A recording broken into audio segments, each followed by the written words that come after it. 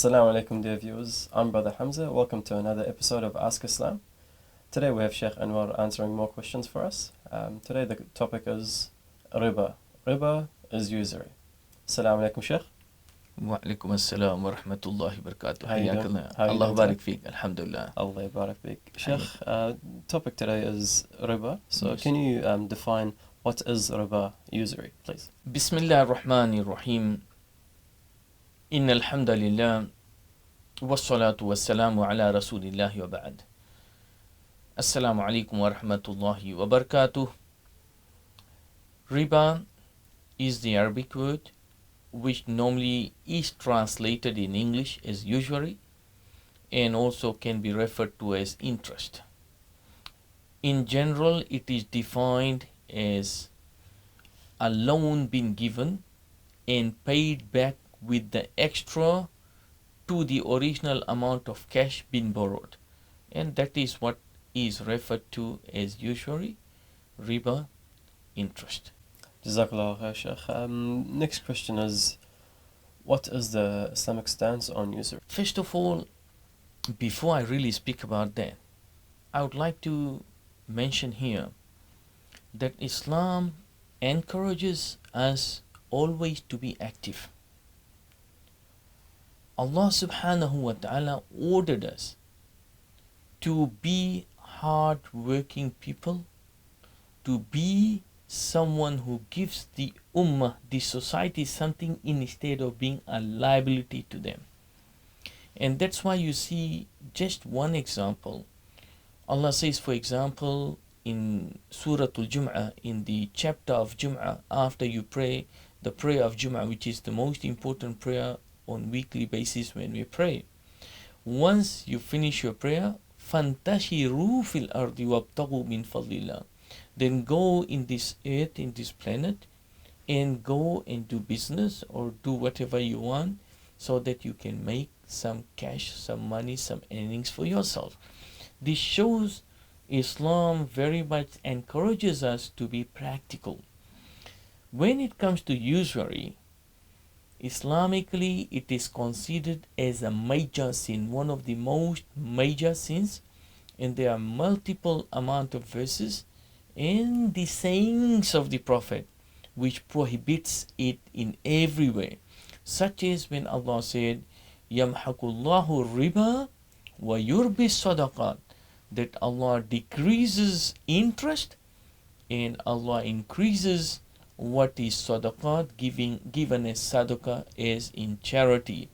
Also our Prophet sallallahu alaihi wasallam has said that the case of Allah is on those who deal in interest. So Sheikh, so far you've spoken regarding the Muslims and people should work rather than just sit at home and just earn. Is Islam the first religion to forbid riba? Very good question. Islam is not the only religion which has prohibited usury. If you go and see Judaism, Christianity, and other religion also, they have prohibited it. Even Greek philosophers such as Plato and others, they have spoken against usury because it is and has been considered as an evil and has been strictly forbidden. So Islam is not the only religion which has prohibited it, but it was and is known amongst other believers also. So Sheikh, it seems that riba has been condemned by not just Islam, which many people think it is just Islam. Mm-hmm. What are the known consequences for usury? Mm-hmm. In fact, the consequences or the harm which comes as a result of dealing in interest usury are too many.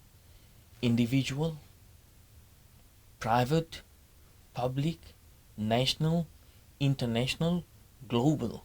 In every aspect of life and living, in various levels of institutions, be it private or public, everywhere you will find those kind of consequences. I will mention only very few of them. Now, for example, when there is a business, this is national and global, right? A rich person will go and borrow money from the bank with usury to get richer. Who pays the bill for that? General public, the poor people, average people. Because when he runs a business, do you think that he will run the business on loss? No. Whatever interest he is going to pay to the bank, he is going to add those extras in the price of the product which he is selling. So in the end, who pays for it? The general public, the customers, which means the price of the product becomes more expensive. So the entire world, normal people, they keep on paying those extra price. The rich one will naturally get richer. He is not going to lose anything. But the one who loses are the general public. So the richer, they get richer, and the poorer, they get poorer. And also, when you go to the bank to take the loans on interest or from wherever it may be, the poor person, if he qualifies to take the interest-based loan, he will struggle all his life to pay back. Whereas the rich ones are the one who will be able to pay back, though they do not need to. Amongst the reasons you see many countries, poorer countries, when they take loans from the World Bank, you see these countries, they become poorer day by day. They don't get richer, they get poorer. So, Sheikh, it is commonly known that quite a popular star in New Zealand lent his one of his colleagues around $500,000 or possibly more, quite a large sum of money. Is this quite a common practice between Muslims, or can you emphasize on this? Okay, as far as giving loans, be that person who gave is a superstar or someone just an average person, giving such a big lump sum of money to another friend or someone poor or someone in need, a neighbor, possibly a father or a brother, is yes, a very common practice amongst the Muslims. And you know, when you give this type of loans, you give free of interest. He may give you later on, sometimes years after. The kind of love which you have and it creates between the two people who have shared this kind of deal is unexplainable. I myself, and I'm pretty sure you and others, would have either given or taken loans from friends on this basis. And this increases the type of understanding and love between the community, which when you deal with riba-based, interest-based dealings is not there. In fact, it creates a kind of hatred and a kind of jealousy between the two. And it makes you become materialistic. We are guests in this world. We do not belong here. We all belong to one place, and that is the paradise, from where our father Adam came with Eve. And that is where we want to go back. So we are visitors here. We are temporarily here. One day we are going to die. A doomsday will come. Hereafter will start. And inshallah, Allah willing, we are going to go to the paradise. So in our life, and when we are here, Islam teaches us not to be purely materialistic. There's the spiritual side of our life and living. So by sharing money with others in time of need, they will return it back to you. But enormous amount of rewards you get. At the same time, you get so much of love and affection from others. Sheikh, you really have clarified a lot of things for us. You've shown how those that lend with interest, it doesn't just affect the person that's borrowing the money, it really affects everyone, like you said, because the person puts a markup on his price and it affects the whole country. And you've shown the benefits of how lending without interest brings so much love between people. And this is, a sign of humanity towards each other. I'm sure a lot of people will be wondering, though, what is the alternative for interest? I said many times in my lectures that Islam promotes business. Islam promotes us to make money. But it has to be in the right way. So how can we, if we are not allowed to deal in interest usually, then how can we do business? Say for example, I want to buy a house. I don't have money. And the only option is to go and take loan. Or I want to do a business and I don't have enough money. What can I do? What does Islam permit me or you to do? And is it suitable only for Muslims or is it for everyone? The answer to this last question is it is for everyone. And it has been proven beyond doubt wherever there have been Islamic banks running in few countries such as Saudi Arabia, Emirates, Malaysia, Bangladesh, they have been extremely successful. Say for example, you want to buy a house. You go to the bank. The bank will buy a house and they will sell it to you. Say for example, they buy it for $800,000. They sell it to you for $1.2 million on a fixed term to be paid, say for example, in 20 years. So they are making that $400,000 of markup, which they would have made or even less through Riba, usury based transaction. And here is a perfect halal transaction. They are not taking those extras for the money they gave you, but they are selling you a product. They can put any price they want. You buy it, even they can buy it for $500,000 and sell it to you for $2 million.